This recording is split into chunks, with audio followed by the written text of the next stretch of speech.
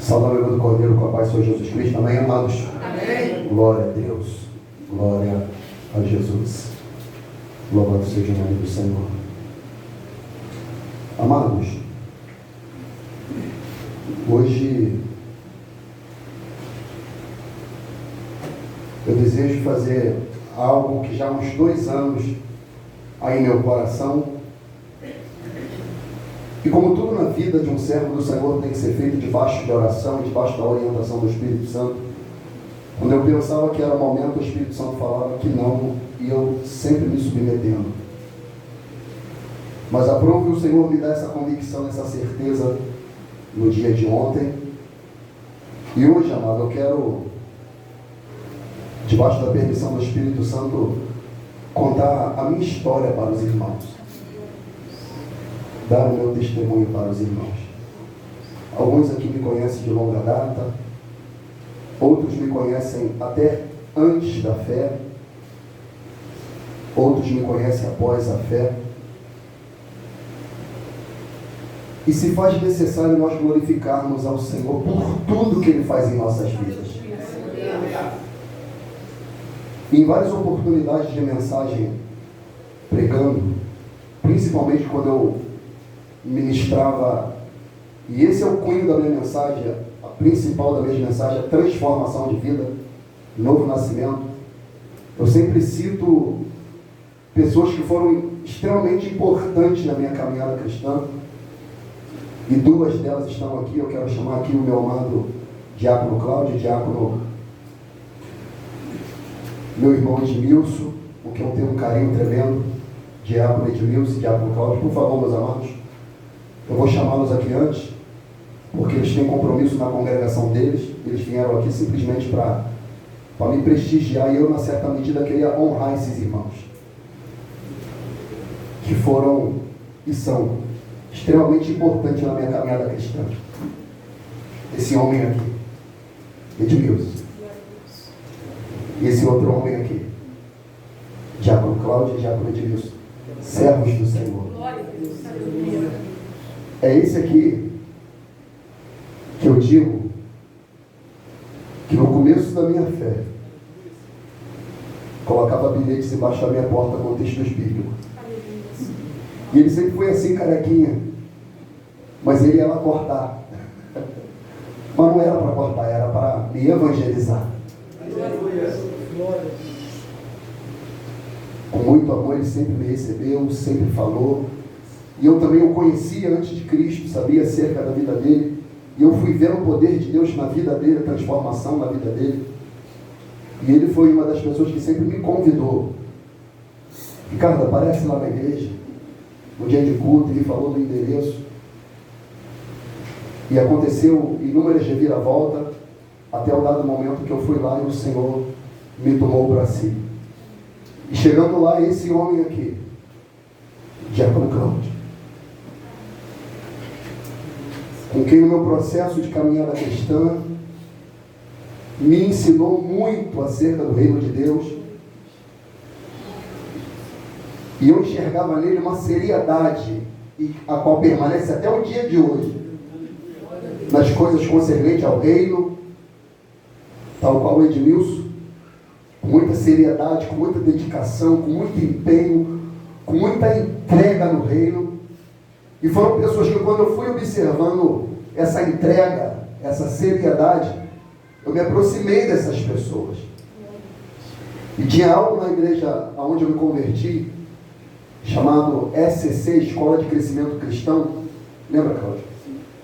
E o Cláudio, inúmeras vezes, me deu aula, me ensinando, me discipulando. E com isso eu fui crescendo na graça e no conhecimento. E eu entendo como a Bíblia diz, em 1 Coríntios 15, 58, sede firmes e constantes, sempre abundantes na obra do Senhor, sabendo que o vosso trabalho não é vão no Senhor. Tudo que Edmilson fez, tudo que o Cláudio fez, não foi em vão no Senhor. E há da parte do Senhor galardão para ele, há da parte do Senhor galardão para ele. porque foram homens dedicados ao reino e são homens dedicados, sérios no reino de Deus, que vivem para o reino de Deus, que não negociam a fé e que acreditam na palavra da cruz. E manifesta o verdadeiro amor de Cristo, um amor incondicional.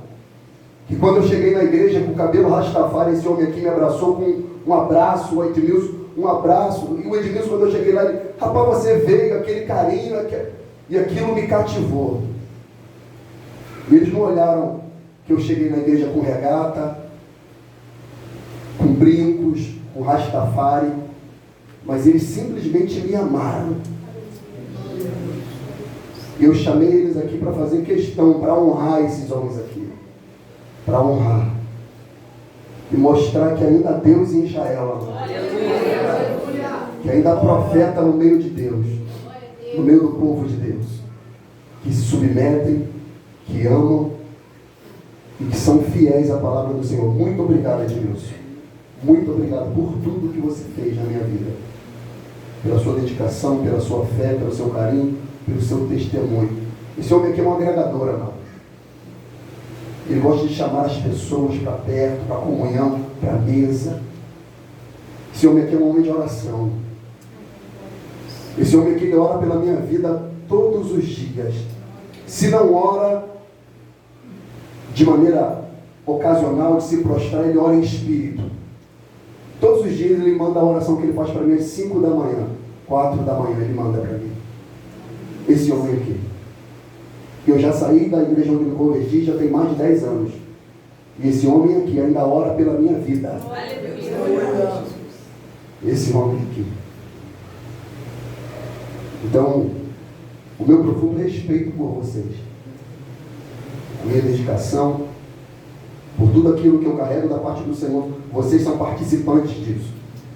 Muito obrigado, que o Senhor vos abençoe em nome de Jesus. Amém? Glória a Deus, aleluia.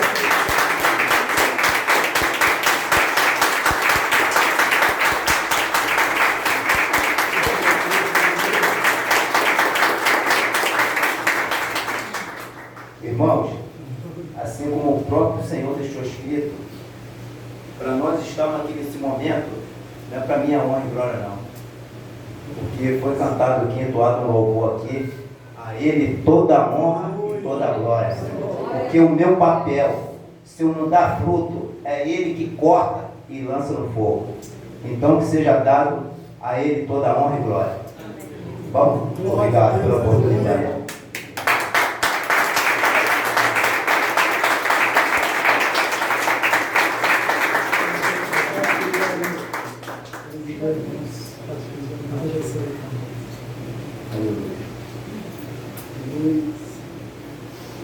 Amado, a despeito de falar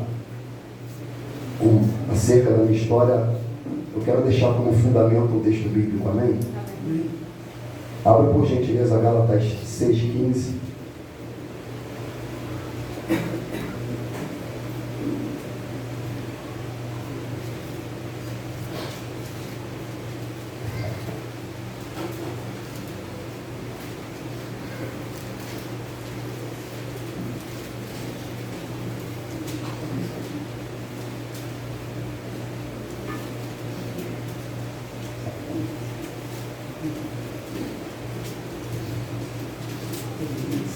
Gálatas 6,15. Aleluia. Todos, amém? Amém. Diz assim o Santo Livro: porque em Cristo Jesus nem a circuncisão nem a incircuncisão tem virtude alguma, mas sim o ser uma nova criatura. Até aqui, tenha vontade em nome de Jesus, poder se assentar. Meu diácono Cláudio, se você precisar sair, não se importe, tá, meu amado? Sei da tua responsabilidade e do teu compromisso com o reino.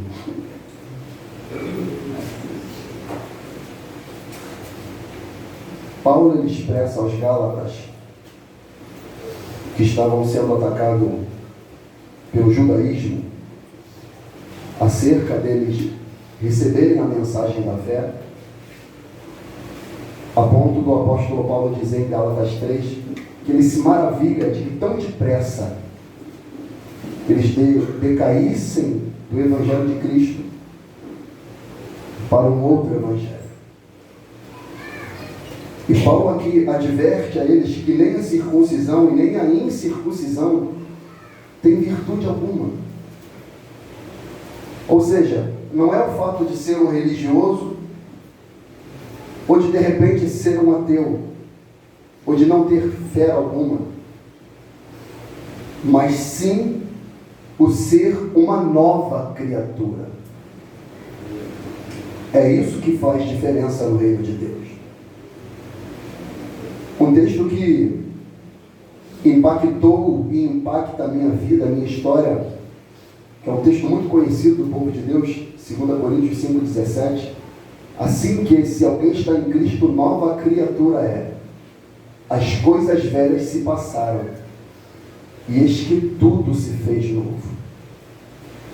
Eu quero dizer para os irmãos que, acerca de algumas coisas que eu vou relatar acerca da minha história, eu vou relatar com muita vergonha,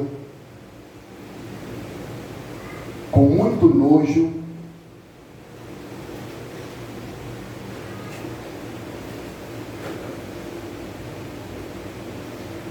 e se não fosse o Senhor,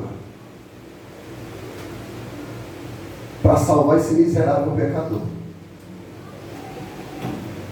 talvez nem vivo eu estaria.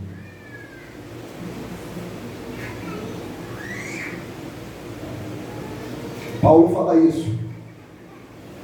Quando ele escreve em Romanos 6, ele pergunta se eles têm vergonha dos seus pecados. O profeta Ezequiel, no capítulo 20, versículo 43, ele fala algo que é muito daquilo que, quando eu volto a esses cenários antigos, que são informações,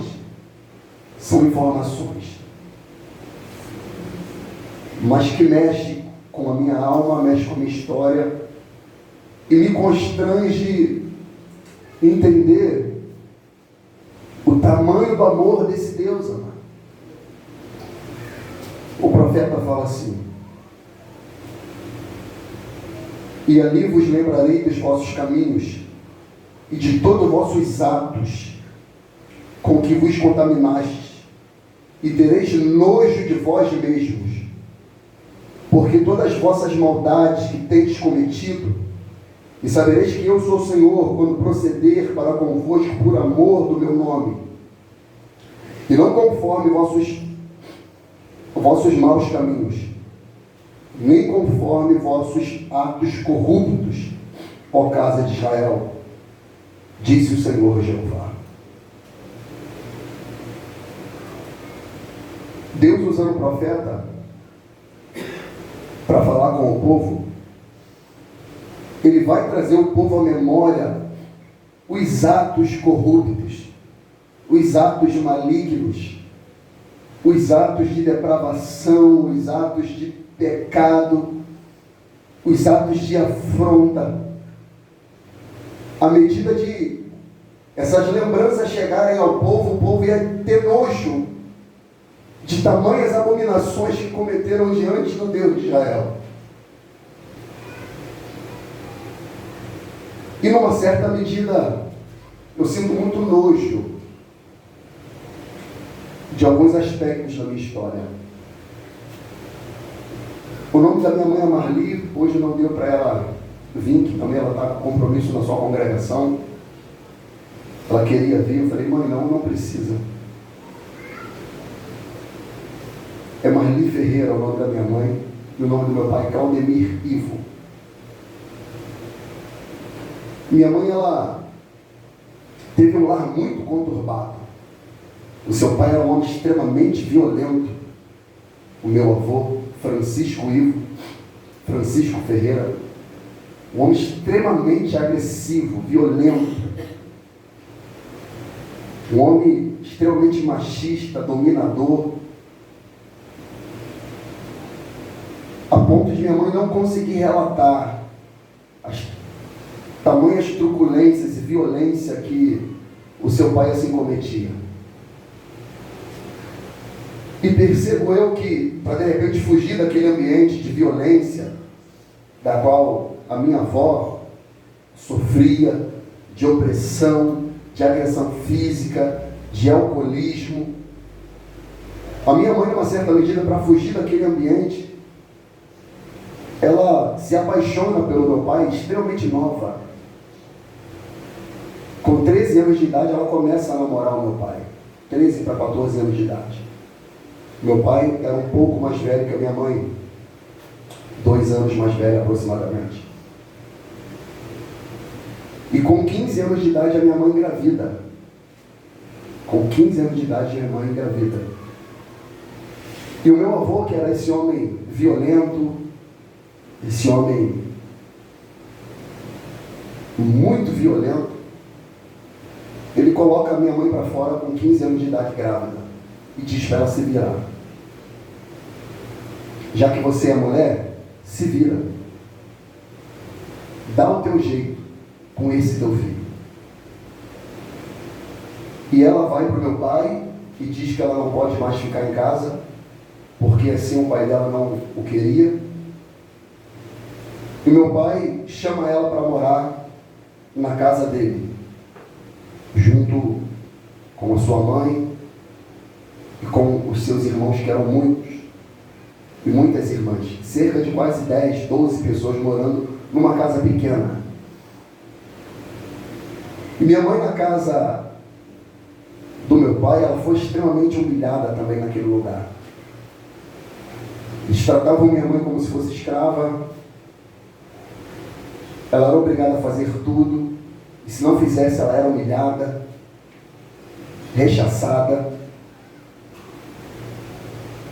E ela não conseguiu lidar com aquela circunstância. Ela disse que ela sairia e fugiria dali, que ela não ia viver naquele ambiente, se meu pai não desse um jeito e arrumasse um canto para eles. E meu pai falou que ele não tinha como, porque ele trabalhava com obra, e com obra não daria para ele comprar um terreno, com obra não daria para ele fazer uma casa. Ele dizia para minha mãe ter paciência, acalmar, que tudo ia dar certo. Quando meu pai ficou de maior, ele começou a trabalhar numa retífica, como mecânico, e as coisas começaram a melhorar um pouquinho. A gestação foi se desenvolvendo, mas ainda assim a mãe não aguentava aquele ambiente onde ela estava inserida. Que quando meu pai estava, eles tratavam ela de uma maneira. Quando meu pai não estava, eles tratavam ela de uma outra maneira. E minha mãe saiu pela lagoa a procurar algum lugar, alguma casa para morar, emprestada ou alugada.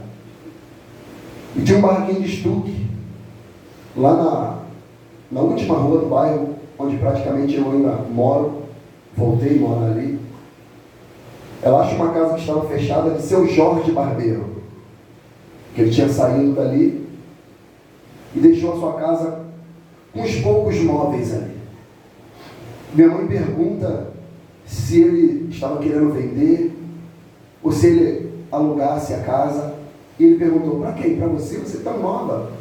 Você ainda é uma menina, mas está grávida. Ela está grávida e eu vivo assim, assado, e eu não quero ficar mais lá. Ele fala o seguinte: quem é o seu marido? Ah, meu marido é Claudemir, mais conhecido como Mizinho. Aí ele conheceu a família do meu pai, conheceu a família da minha mãe, e falou: faz o seguinte, fica com a casa e com tudo que está nela, eu não quero nada. Fica aí, o tempo que você achar preciso. E na casa tinha um berço usado, uma cama, solteiro, pequenininha, um armáriozinho de madeira, alguns talheres, e ali minha mãe deu início à sua vida marital com o meu pai. Só que o meu pai, numa certa medida, também teve envolvimento com o álcool muito cedo. E isso acarretou muitos problemas relacionais, conjugais, entre minha mãe e ele. Minha mãe foi sustentando isso até onde dava. Mas ela não queria voltar de jeito nenhum, e meu avô também não deixaria ela voltar para lá. E ela também não queria voltar de jeito nenhum para a casa da mãe do meu pai. E ela foi sustentando aquele momento, aquele ambiente também truculento. Também de muita briga, de muita discussão com meu pai. Mas ela foi sustentando. Quando eu estava para nascer, minha mãe foi para a casa de saúde. Quem é de Magé lembra onde é a casa de saúde? Eu nasci lá. Minha mãe chega lá com 15 anos de idade, já com barrigão para nascer. E ela corre para ser atendida, mas as enfermeiras fazem pouco caso. Não, espera aí, as contrações virão e quando vir, a gente vai te levar para a sala e você vai ser atendida. Os quartos estão ocupados, espera só um momento. Minha mãe fica aguardando na entrada da casa de saúde. E eu entro em trabalho de parto e eu acabo nascendo ali, no pátio. De parto normal, eu caio no chão de cabeça. Quando minha mãe gritou, ele está nascendo, eu caí de cabeça, minha mãe arreia, e ela me colhe para si, as enfermeiras vêm e levam minha mãe e eu para o quarto, e ali é feito todo o procedimento. E eu já venho ao mundo passando esse processo. Com 1 ano de idade, minha mãe me relata que eu tive uma pneumonia extremamente forte, possivelmente uma tuberculose, que eu fiquei internado vários meses com essa pneumonia. Mas consegui vencer essa pneumonia, fui para casa, mas tive que ser tratado durante 6 meses com medicamento. Então, possivelmente, o meu quadro de pneumonia quase se transformou em uma tuberculose. Mas eu consegui me recuperar, me restabelecer e fui crescendo. Naquele ambiente, naquela casa de estuque, de barro, pequena, e fui crescendo ali. E crescendo, eu comecei a perceber um ambiente muito frágil familiar. Eu percebia que meu pai chegava no final de semana e ele ia para as barracas e bebia, e voltava embriagado. Eu percebia as discussões e queria fugir da mesma, ficava quieto no meu canto. E eu fui crescendo e vendo aquele ambiente conturbado. A minha mãe ficou grávida novamente do meu irmão, o segundo, o Giliardi. Minha mãe, ela tinha mania de colocar nome nos seus filhos de cantores. Minha mãe era apaixonada pelo Paulo Ricardo. Aí quando eu nasci, é Paulo Ricardo. Paulo Ricardo é branco, eu sou preto. Mas é Paulo Ricardo. Aí nasce o Giliardi. Tem um cantor chamado Giliardi também no tempo dela. Ela coloca Giliardi. Aí tem o meu irmão Cristiano, caçula, da dupla Christian e Ralph. Para não ficar Christian, ela bota Cristiano. E ela foi assim. E eu fui crescendo, irmãos, vendo esse ambiente. E eu falava para mim que eu não queria viver esse tipo de ambiente. Eu não queria experimentar aquilo. E que jamais eu seria igual ao meu pai. Jamais. Jamais eu seria igual ao meu pai. Com 12 para 13 anos eu começo a trabalhar com um homem chamado Cláudio, como ajudante de pedreiro. Porque eu já queria, numa certa medida, ter a minha independência, queria ter o meu dinheiro, não queria depender do meu pai para nada, porque o meu pai era um homem muito violento, muito grosso. Meu pai é aquele homem que expressa pouco sentimento. Meu pai nunca foi de dizer eu te amo para ninguém. Nunca, nunca, nunca. A afetividade, a doçura, a ternura, o ato de falar, de se expressar é da minha mãe. Minha mãe é essa pessoa, comunicativa, dócil, que ama, que acolhe, que fala, que conversa. Essa é minha mãe. E trabalhando, eu comecei muito novo. Quem é daqui de Magé sabe que tinha os bailes chamados matinê. Lembra disso? Fabi deve lembrar. Fernando também lembra, Fernando? Eu comecei muito novo já a frequentar as matinês que tinha. Levi também deve lembrar. Lembra, Levi? Tinha o chamado Bandejão, lembra? Que hoje é um estacionamento em Magé. Que baile horroroso. Quem já foi nesse baile aí? No Bandejão, quem já entrou lá? Já entrou, Levi? Cláudio, já, né? Horroroso, sim ou não? Horroroso, cheio de cigarro. É um bugueiro aquele ambiente, né? E eu peguei um pouco daquele baile ali, eu peguei um pouco dos matinês. Eu sou da década de 80, tá, amado? Mas não vou falar qual 80, se é 81, 82, 83, sou de 80. Mas as minhas referências musicais é da década de 90 e 2000. Mas eu peguei esses bailes em Magé. Comecei a frequentar esses matinês. E sendo influenciado pela música, porque eu sempre gostei de música, sempre gostei de comunicação, criamos um bonde, meus primos e eu, chamado Bonde do Vinho. Olha a desgraça. Bonde da uva, perdão. Tinha um bonde do vinho e a gente era o bonde da uva. Ah. Só uva preta estragada. E a gente começou a fazer alguns bailes aí em Magé, alguns poucos fora de Magé, e dançando e fazendo apresentação.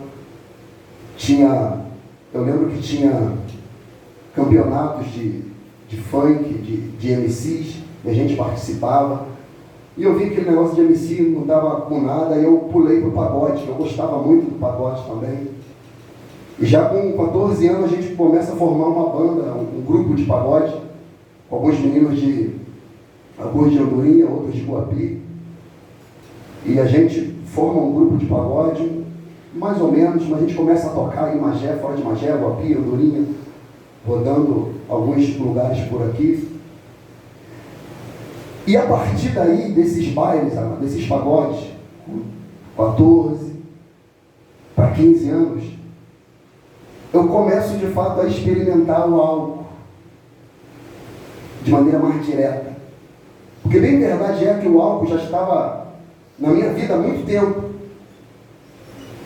Pelo meu avô, pelo meu pai, minha mãe numa certa medida, que minha mãe ela tem uma amiga que hoje também é uma serva do Senhor chamada Conceição, a gente chama ela de São, hoje também é uma serva do Senhor. Elas gostavam de tomar vinho com leite moça. Quem lembra disso? Né? Que tem um nome chulo, né? Luiz, né? Já conhece bem, né, Luiz? Deixava ruim, amado, aquilo.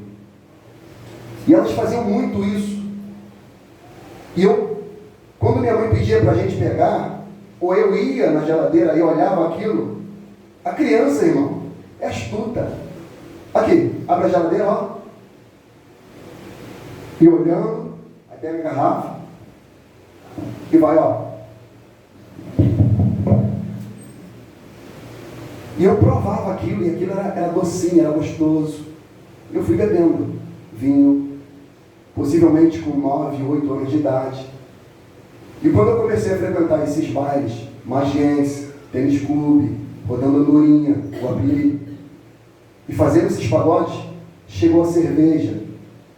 E junto da cerveja, as bebidas quentes. Geralmente quando nós íamos tocar em Guapi, tempo de frio, a gente tomava bebida quente.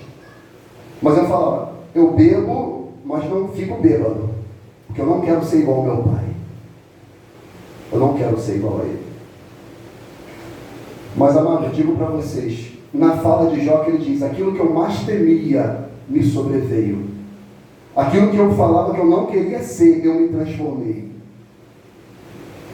Comecei a minha vida sexual nessa idade, fora dos princípios bíblicos, e eu tenho muita vergonha disso. Muita vergonha disso. E fui vivendo a minha vida, indo para o Rio de Janeiro, via show, Tamoio de São Gonçalo. Antigamente tinha os bailes da latinha, lembra dessa imundícia? Baile da latinha. Irmão, as pessoas ficavam extremamente embriagadas. 2 tinha que ficar bom para tentar carregar o resto, porque o resto ficava ruim. Lembra, Fernando? Desses bailes? Eu era um desses que vinha ruim, amado. Chapado na acepção da palavra. Chapado. O casamento da minha mãe e do meu pai foi cada vez mais piorando. Cada vez mais piorando. Meu pai acabou perdendo o emprego. Era um bom emprego. Ele nos tirou da casa de estuque, que nós morávamos, comprou um terreno, construiu uma casa de tijolos. Nós começamos a viver ali. Mas na medida em que foi melhorando por fora, foi piorando por dentro, amado.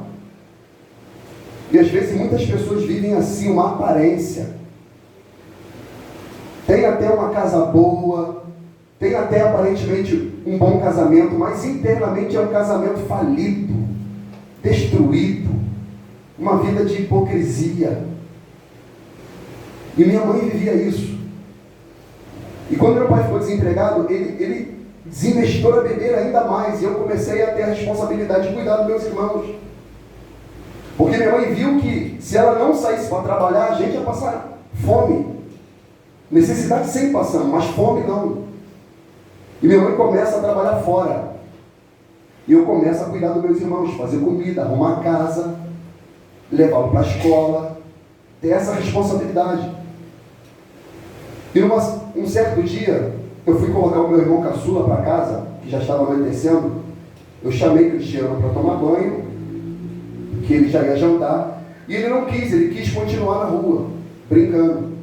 E eu fui colocá-lo para dentro, meu pai estava lá fazendo sopão. Antigamente os caras faziam muito sopão, para ficar bebendo. E meu pai estava fazendo um sopão tira-gosto lá com amigos dele, né? E ele viu meu irmão caçula é muito parecido com meu pai. E por ser caçula, meu pai tem um certo chamego a mais com ele. E quando meu irmão vem chorando e eu arrastando ele, meu pai simplesmente desfere um murro no meu rosto. E meu pai é um homem forte, mexia com motores de caminhão. Eu costumo dizer, a mão do meu pai é igual a de Diego, o dedo dele é igual ao dedo de desodorante, não tem? Os dedos dele é igual o homem pedra, homem bruto. E ele desferiu um soco no meu rosto, mas onde eu caí no chão, sem entender, sem som, sem imagem. Eu levantei irado e querendo partir para dentro dele, e ele falou: se você vir, eu vou te arrebentar. E os caras que estavam com ele, vizinho, faz isso, tá maluco, tá batendo seu garoto, papai, sei o quê, papapá. E eu contei essa história para minha mãe, e o casamento que estava ruim piorou. E com 14 para 15 anos, numa festa que tinha em Magé, eu conheci a Luana. Uma festa que tem da Aparecida. Eu conheci a Luana. E possivelmente com o mesmo sentimento da minha mãe de fugir daquele ambiente conturbado, rapidamente eu me envolvi com a Luana para casar, para fugir daquela realidade. Mas eu estava mais enrolado que todo mundo, amado. Eu estava apaixonado pela cerveja, eu estava casado com o mundo, cheio de namorada. Quando eu conheci a Luana, eu tinha uma namorada. Isso deu uma confusão no baile, briga. E aí, Luana estava apaixonada por mim e eu por ela. E ela foi para casa chorando e a avó dela falou: você gosta dele? Eu falei: eu amo ele, vó, eu amo. Então, se você ama ele, luta por ele. E ela de fato lutou, e ela de fato enfrentou tudo e todos.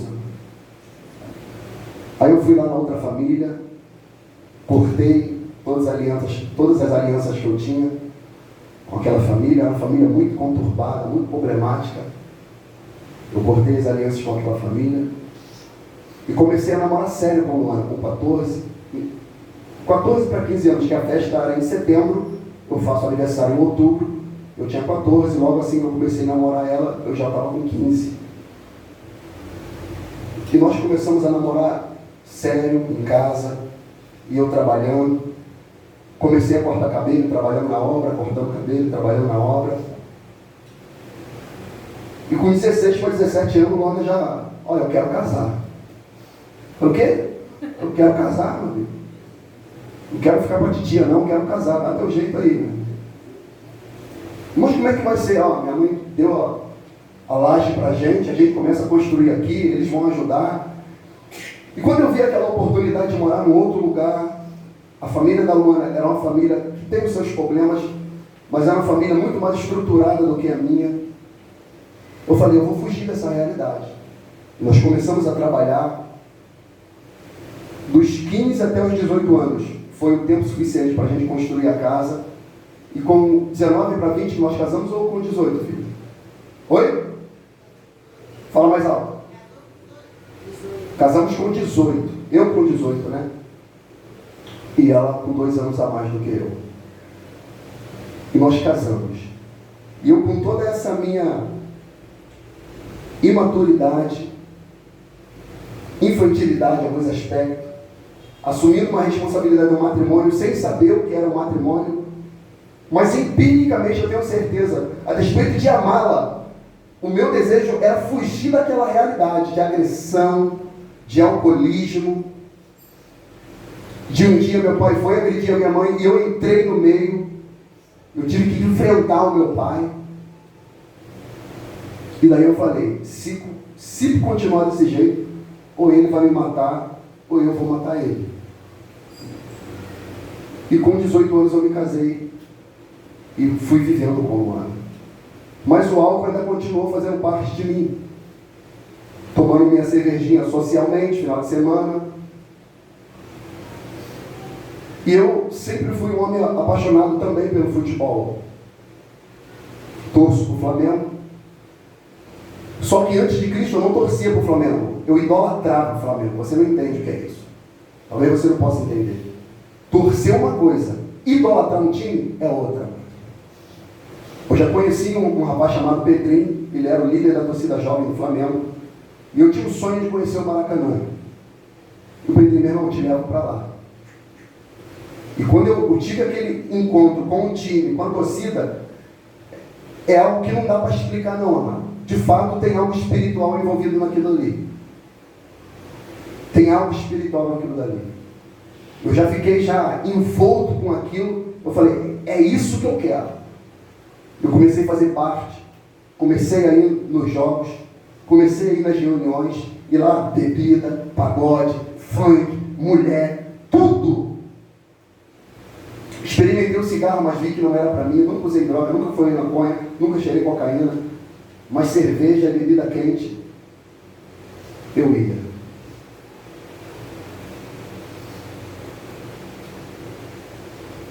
E nessas relações de jogo do Flamengo, sempre tem briga entre torcida. E um dia, uma vez, eu tive esse choque de briga, de trocar soco e violência. E quando você sai com a vitória, você fica cheio. Quando você não é agredido, mas você agride, você fica cheio. E eu fiquei cheio porque naquele dia a gente teve a vitória. A gente ganhou no campo, ganhamos fora do campo. E eu fiquei mais motivado ainda a viver com aquilo.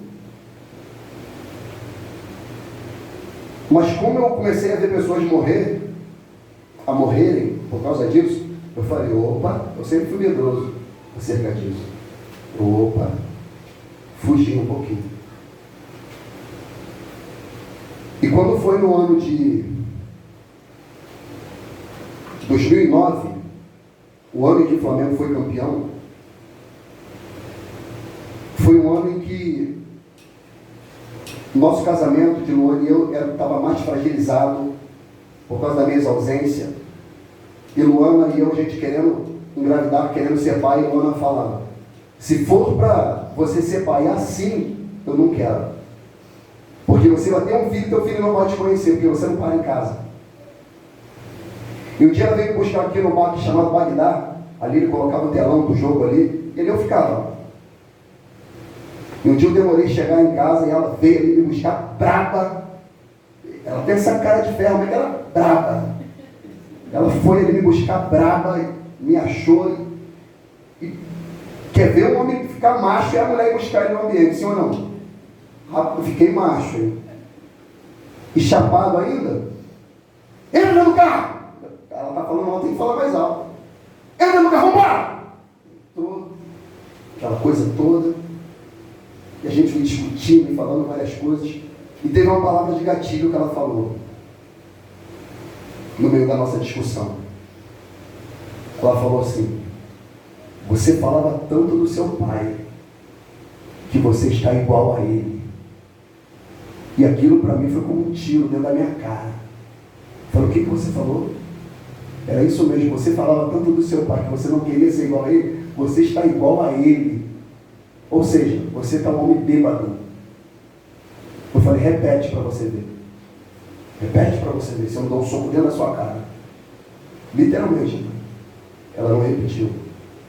E nós viemos para casa, e ela bateu a porta do carro com raiva, chorando. A porta do carro prendeu o dedo dela. Ela não gritou, ela abriu, fechou de novo, subiu brava. E a gente ficou no mal-estar um bom tempo. Depois eu vi a unha dela preta. Eu falei, por que sua unha está preta? Aquele dia que a gente estava discutindo lá sobre desgraçado. Eu bati a porta, bateu, prendeu minha mão. Eu falei, tu nem gritou, tu é ruim, né? Eu vou gritar. Ficou ruim, sustentou. E o nosso casamento fragilizado, amado, por inúmeras situações. O maior responsável disso era eu, tenho certeza disso. Eu acabei tendo um outro relacionamento e veio à tona, e isso quase levou o nosso casamento a acabar. E foi muito traumático, muito traumático. Foi nesse momento que o Edmilson entrou na minha vida. Foi nesse momento que ele percebeu a minha tristeza. Ele ia trabalhar e ele colocava textos bíblicos embaixo da minha porta para trabalhar. E quando eu abri a loja, eu vi o papel. Na minha cabeça de pecador, né? Vai ter o nome de alguma mulher aqui com o número. Mas não, tinha texto bíblico lá. E vários textos que ele colocava, mas eu não sabia nada de Bíblia, irmão. Eu não sabia o que era a Bíblia. Eu nunca ouvi falar de Deuteronômio, Levítico, Números, 1 Coríntios, não sabia de nada. Eu falei, o que é isso aqui, gente? Eu não estou entendendo nada, o que é isso aqui? Mas Edmilson, guiado pelo Espírito Santo, e eu idólatra, que era, no dia de São Jorge, eu colocava um ponto de Jorge, camisa, o cordão de prata que eu tinha, e o som no meu carro, e ia trabalhar. E ficava o dia todo, desse jeito. Pagode, o ponto de Jorge, 6 horas tem o ponto, 6 da manhã, 18 da tarde, e eu fazia isso. E Edmilson, estrategicamente, ele colocou o texto que esse foi o que mais ficou no meu espírito, que foi Êxodo 20. Ele sabia que eu era idólatra. Ele sabia que eu ia para São Paulo pagar promessa para Aparecida, que eu era devoto de São Jorge. E ele colocou Êxodo 20, e quando eu li aquilo dali, depois eu pedi alguém para me explicar o que é isso aqui. E o texto diz: então falou Deus todas estas palavras, dizendo: eu sou o Senhor, o teu Deus, que te tirei da terra do Egito, da casa da servidão. Não terás outros deuses diante de mim, não farás para ti imagem de escultura, nem alguma semelhança que há em cima nos céus, nem debaixo da terra, nem nas águas debaixo da terra. Não te encurvarás a ela, nem a servirás, porque eu, Senhor, o seu Deus, sou Deus zeloso, que visita a maldade dos pais dos filhos até a 3ª e 4ª geração daqueles que me aborrecem, e faço misericórdia em milhares aos que amam e guardam os meus mandamentos. Louvado seja o nome do Senhor. E quando eu li aquilo dali, ali eu já percebi a ação do Espírito Santo, porque eu mesmo sem saber o que era Êxodo, o que era Levítico, Coríntios, Deuteronômio, esse texto aqui, o Espírito Santo já me mostrou claramente que eu era um idólatra, que eu me curvava, que eu acendia a vela, que eu pagava a promessa, que eu me ajoelhava diante de estátuas, que indo em São Paulo sábado, eu passei por Aparecida e vi, e paguei uma promessa de algo que eu achei que foi ela que me deu, mas esses deuses não podem dar nada. Quem pode tudo é Deus, amado. É Deus o Senhor. E eu paguei promessa andando aquela passarela de 1 quilômetro de joelhos, e fiquei uma semana com o joelho ferido, sem poder trabalhar, porque servia deuses mudos, que tem olhos não vê, tem ouvidos não ouvem, tem boca não fala, ó glória, tem pés não anda, mas o nosso Deus, aleluia, Ele tem boca e fala, Ele tem olhos e vê, aleluia, Ele tem pés e anda, o nosso Deus é vivo, aleluia, aleluia. E eu perguntei ao Edmilson o que significava isso, e ele me explicou. Ele falou da palavra, ele falou do Evangelho, ele falou: Ricardo, quando você quiser, aparece lá na igreja, meu irmão, vai num culto, Você conhece a minha vida, você conhece a minha história. Você sabe também como eu era. E Deus mudou a minha vida. Deus mudou a minha história e também pode mudar a sua. Mas eu recebi aquela palavra e ficava postergando. Do casamento quase indo embora. Eu falei para a Luana. Eu falei, Luana, se você quiser separar, você tem todo o direito. Eu que errei. Eu que fui o sujo. Eu que fui o porco. Mas se você me der a oportunidade, eu mostro para você que eu posso ser um homem diferente. E num dia, o casamento está totalmente ruído, irmão, sem se falar, sem ela colocar comida. E Luana, ela é muito, e eu amo isso nela, ela é muito família, ela é muito daquela do jantar junto, do tomar café junto, do domingo é o almoço da família, e eu amo isso. Nós não negociamos isso, amado. E isso se perdeu e ficou um mal-estar dentro da casa. E num certo dia, de tristeza, de conflitos internos, eu sentado na minha varanda, certamente foi o Espírito Santo, amado. De tarde, me veio na mente o convite de Edmilson. Vai na igreja, vai na igreja, vai na igreja. Eu levantei, olhei a hora, falei, o culto deve começar às 7, 7h30. Eu vou me arrumar. A gente não estava se falando muito. Eu cheguei para ela, eu falei, Luana, não sei se você vai entender, mas eu vou na igreja hoje. Ela vai, problema é seu. Curta e grossa. Vai, problema é seu. Eu falei, tá bom. Como quem diz?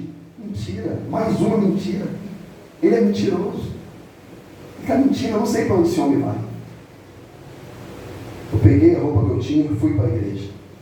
Com o cabelo rastafari, com meus olhos verdes. Pensa nisso. Eu era um homem que malhava, tinha uma certa estrutura física. Agora estou meio largado, só Jesus na causa. Estou pecando no tocante a isso, tem que cuidar mais do corpo. Mas eu fui para a igreja assim, irmão. Cabelo rastafari, todo cheio de carrapicho, de brinco, cordão, fui assim. E quando eu cheguei lá, estava Edmilson, estava a Cláudia, que aqui está, e o culto. E quando aqueles homens me viram, eles me abraçaram com um amor tão terno, amado. Com um amor tão terno que assim, aquilo me constrangeu. Que eu que estava meio assim, num ambiente estranho, meio... Quando você vem para a igreja a primeira vez, você fica num ambiente meio hostil, você fica... Quem são essas pessoas que ficam estranho? Estão me olhando, olha só, mas eu estava lá, eu estou nem aí. Estão pensando de mim. Mas eles me abraçaram com tanto carinho, com tanto amor. Meu irmão, você veio, que bom que você veio, cara, você está aqui, que alegria, você está aqui, o que você quer? Água e tal. O Edmilson sentou comigo, o Cláudio me recepcionou. E eu fui sendo envolvido por aquele amor, amado, que esses homens manifestaram. Eu vi pessoas que eu não via, que eu falei, rapaz, esse cara sumiu. Esse cara estava nos pagodes comigo, esse cara está aqui, está escondido dentro da igreja. Eu comecei a ver vários homens que eu via no Magiense, via no tênis clube, via nos bailes, nos pagodes. Tinha vários lá. Eu falei, rapaz, os caras estão escondidos aqui. Como quem diz, aqui é um refúgio.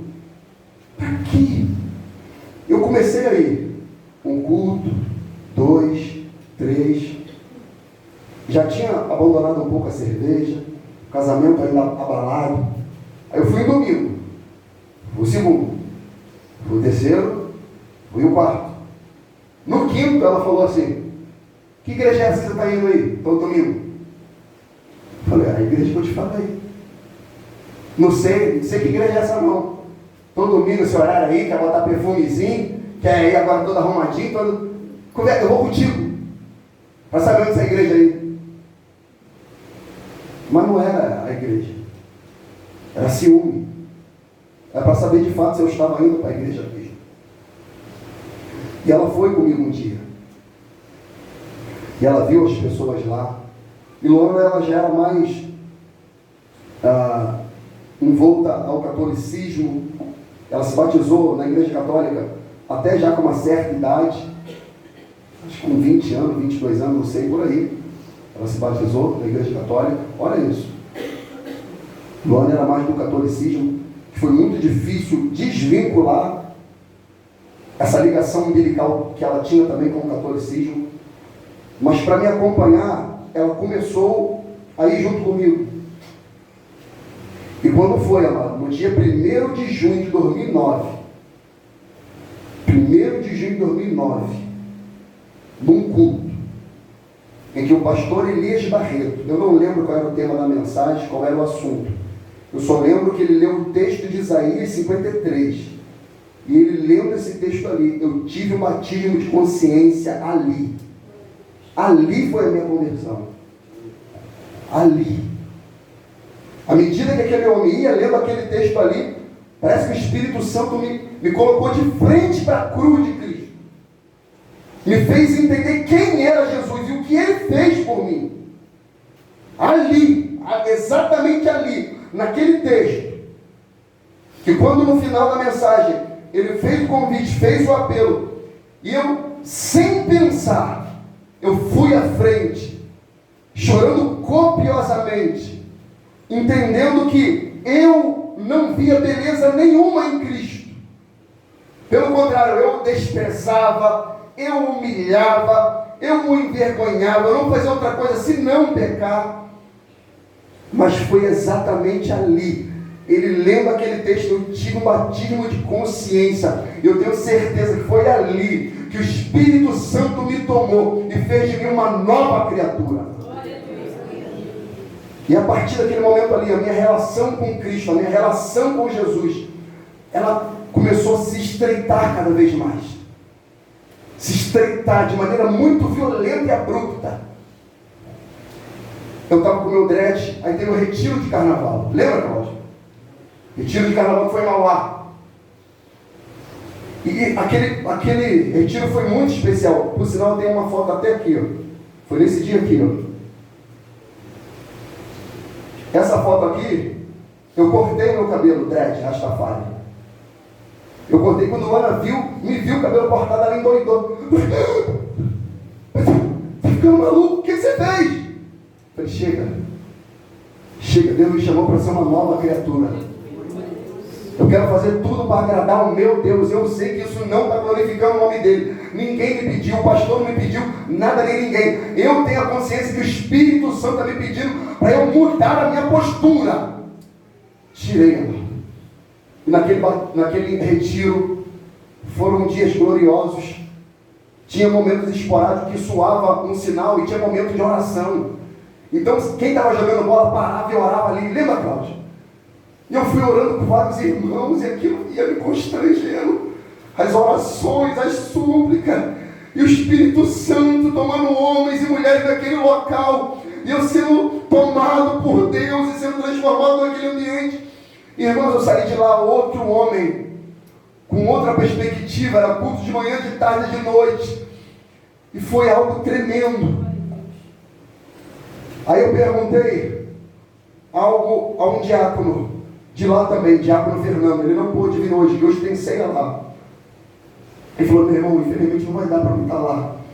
E eu, como estava sendo tomado pelo Espírito Santo, irmão, quem é dominado pelo Espírito de Deus quer agradar a Deus, amado. E eu cheguei para ele, eu falei, Fernando, eu ouvi falar numa reunião lá da igreja, que tem um estatuto da igreja. Eu falei, Fernando, a igreja tem um estatuto? Ele falou assim, tem, meu irmão. Fernando também é um homem sério, homem cheio de Deus. Tem, meu irmão. Eu falei, ok, Fernando, será que tem como me dar a cópia do estatuto da igreja? Ele falou, por que você quer a cópia? Eu falei, porque tudo que a igreja manda fazer, eu quero obedecer. Aí ele, não.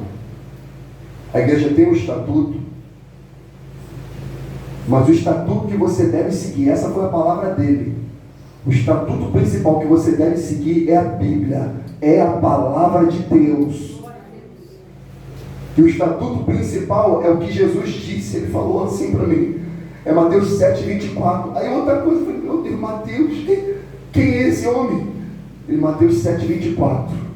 todo aquele, pois, que escuta essas minhas palavras e as pratica, assemelha-se a homem prudente que edificou a sua casa sobre a rocha. Ele falou: o estatuto da igreja é a palavra de Jesus. Obedeça a palavra de Jesus, tema e obedeça a palavra de Cristo, e você vai ficar firme na rocha. E eu ainda não tinha uma Bíblia. Eu fui em cima do pastor Eli, eu falei: pastor, eu quero comprar uma Bíblia. Qual Bíblia você me indica? Ele falou: a Bíblia. Essa Bíblia hoje está com meu filho. Eu comprei. E eu comecei a devorar, irmãos, a Bíblia. Comecei a devorar. Depois de um batismo de consciência, um batismo de convicção de pecado, de humilhação, eu tive alguns gabinetes com o pastor Elias contando a minha história, tentando me desvincular da velha criatura, dos pactos que eu tinha feito de maneira consciente e inconsciente. E eu fui me desvinculando daquilo. Aí agora, eu já estava naquele processo de santificação, se alimentando violentamente da palavra de Deus, lendo avidamente a Bíblia. Tudo que tinha na igreja eu participava. Tinha um jardim de oração, não é isso, Cláudio? Jardim de oração, lá eu estava. Só tinha os idosos lá, a maioria. Eu estava lá no meio deles, orando, cedo, no domingo de manhã. Tinha a escola bíblica, estava eu lá. Tinha os cultos da noite, estava eu lá. Aí veio a escola de crescimento cristão, que foi onde o Cláudio entrou na minha vida com mais força. E ali eu comecei a estudar mais a Bíblia de maneira mais minuciosa, aquela coisa mastigada, e aquilo me alimentava, e eu queria mais e mais e mais da palavra de Deus. E eu fui, amados irmãos, se envolvendo cada vez mais com a palavra, me santificando, e o Cláudio me ensinando. E o Cláudio é um homem de oração, e tinha oração e tinha palavra, um texto que o Cláudio sempre citava, e aquilo ficava na minha alma. É o texto de Efésios 3:19, que diz: e conhecer o amor de Cristo Jesus, que excede todo entendimento, para que sejais cheio de toda a plenitude de Deus. Ora, aquele que é poderoso para fazer tudo, muito mais abundantemente, além daquilo que pedimos e pensamos, segundo o poder em que nós opera, oh glória. E o Cláudio sempre falava isso, e eu fui, aleluia, ser envolvido pelo poder do Espírito Santo, da graça, da palavra, e o Espírito Santo me limpando, me purificando, fazendo de mim uma nova criatura. Oséias 6:3 cumpriu-se na minha vida. Prossigamos, conheçamos e prossigamos em conhecer o Senhor. E eu queria Deus, como eu quero Deus. E essa escola de crescimento cristão, a ECC, foi extremamente importante para a minha vida. Importante. Que foi onde eu peguei mais apego, mais amor à palavra de Deus. E eu vi que o processo de santificação vinha pela oração e pela palavra.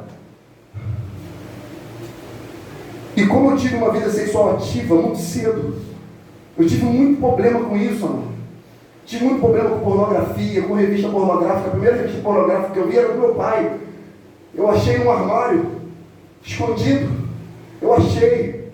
E quando eu comecei a crescer, eu cresci com esse vício de pornografia.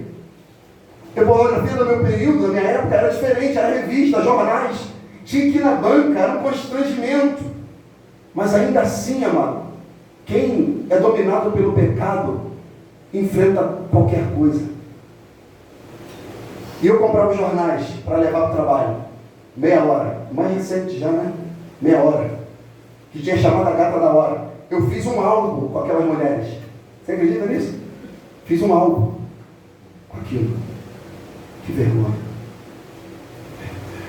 E eu queria me desvincular de toda aquela impureza da minha mente, a minha mente corrupta, depravada, de Lapa, de Rio de Janeiro, de via show, de baile, de pagode, essa loucura. Eu queria ter uma mente pura, um espírito puro.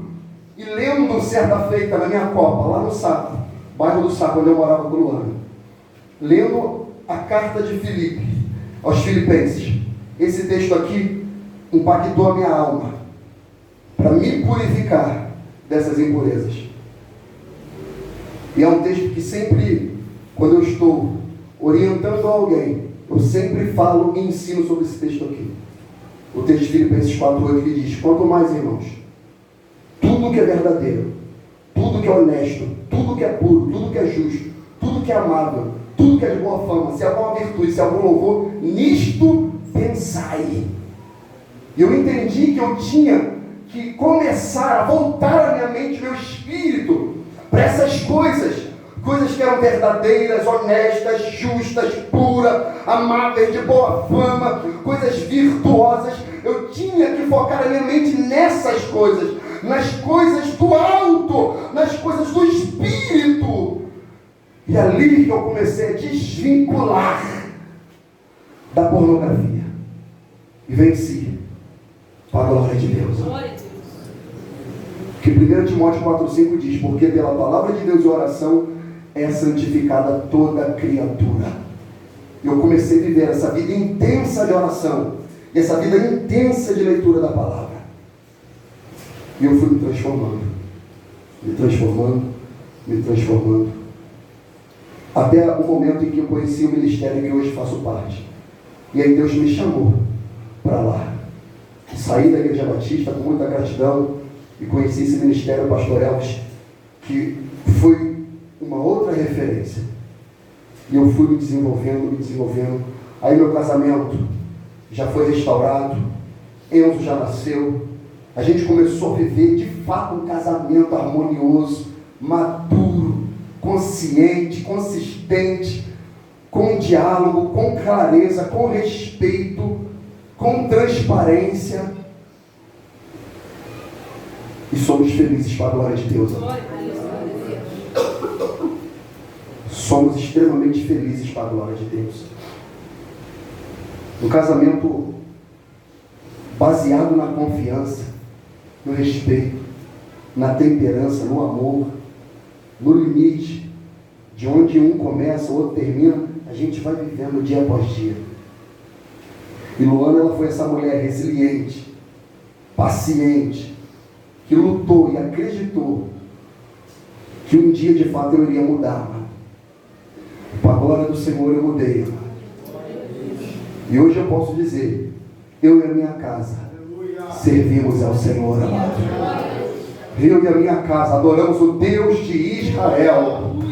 Eu posso dizer que a minha casa submete ao Deus de Abraão, de Isaac, de Jacó. Se submetemos a Jesus Cristo, a sua palavra e o seu evangelho. Eu me lembro uma vez, grupo de louvor, porque se organizar. Eu me lembro de uma vez, ainda quando eu era da Batista, eu perguntei ao pastor Elias, eu quero evangelizar. Quando que vai ter evangelismo? Ele me falou a data. E como eu sempre tive esse princípio de obediência, eu perguntei: pastor, eu posso evangelizar? Ele: pode? Eu posso sozinho? Ele: pode. Mas não vai sozinho não, chama mais um. Aí eu chamei Alexandre e Bubu, e nós começamos a fazer evangelismo. Eu saía domingo de folga e começava a fazer evangelismo na feira, na rua, nos bairros. Começava a fazer. Por quê? Porque aquilo que aconteceu na vida do salmista, que ele fala: cri, por isso falei, estive muito aflito. Então, depois do crer, eu falei: eu preciso dar dessa água para outras pessoas.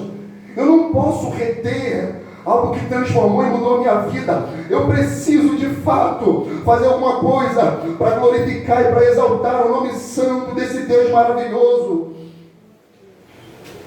E por isso eu sou apaixonado por Jesus, amado. Por isso que eu gosto de falar da palavra. Porque o que eu vou fazer? E ainda que eu faça inúmeras coisas, eu não vou pagar. Não tenho condição de pagar. É impagável o que Jesus fez por mim. Mas isso que Ele me ordenou a fazer, isso eu vou fazer até eu respirar. Enquanto eu estiver respirando, eu vou continuar pregando. Enquanto o Senhor me der saúde, fôlego, disposição, vigor, saúde, coragem, intrepidez, eu não vou me calar, eu vou continuar pregando o Evangelho do Reino. Eu digo aqui sempre, meu irmão, eu não tenho vaidade quanto a púlpito. Eu não tenho vaidade com questão de microfone. Eu não tenho vaidade com questão de altar, de igreja. Eu não tenho. Meu irmão, eu quero é pregar, seja na rua, na praça, no centro de recuperação. Eu quero falar de Cristo. Porque Ele fez coisas maravilhosas por mim. O Salmo 51, Davi diz: cria em mim, ó Deus, um coração puro e renova em mim um espírito reto. Não me lances fora da tua presença e não retire de mim o teu Espírito Santo.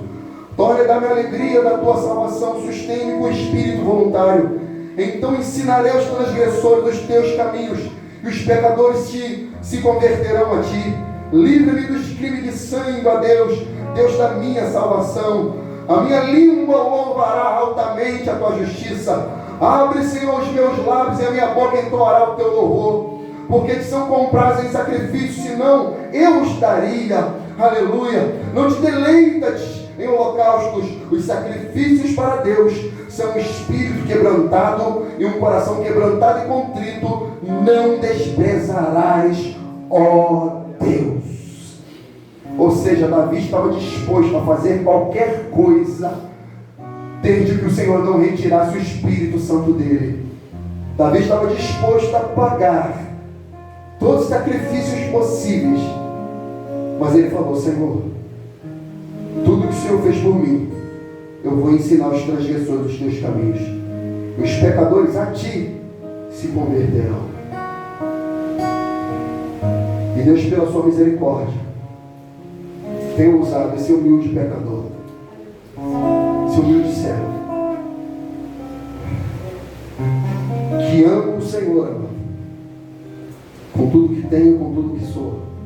Não sou perfeito, ainda falho, ainda erro, ainda peco, mas eu não deixo de amar o meu Senhor, não deixo de servir ao meu Senhor. E o obreiro Nilo, ele tem uma oração pela minha vida que ele fala assim: Senhor, toda vez que eu vou pregar, ele está presente, ele bota a mão na minha cabeça e fala: Senhor, gasta ele até a última gota. E eu quero ser gasto pelo Senhor. Aonde eu for e eu tiver a oportunidade, eu não peço para pregar, não peço. Quem me conhece sabe, eu não peço para pregar em lugar nenhum. Todas as oportunidades que tenho é dada pelo Espírito Santo de Deus. E eu estou vendo que o Senhor está alargando as fronteiras. Ele está me guiando a territórios mais longínquos, para que eu continue pregando, sendo trombeta de Deus nessa terra, e pregando o ano aceitável do Senhor, e dizendo que Jesus Cristo é o Senhor, e breve Ele voltará. Eu vou continuar. Irmãos, a minha ideia não é glorificar o pecado, ou enaltecer o pecado, ou ensinar pecado para ninguém, até porque não precisa. A gente, se deixar, a gente peca por natureza.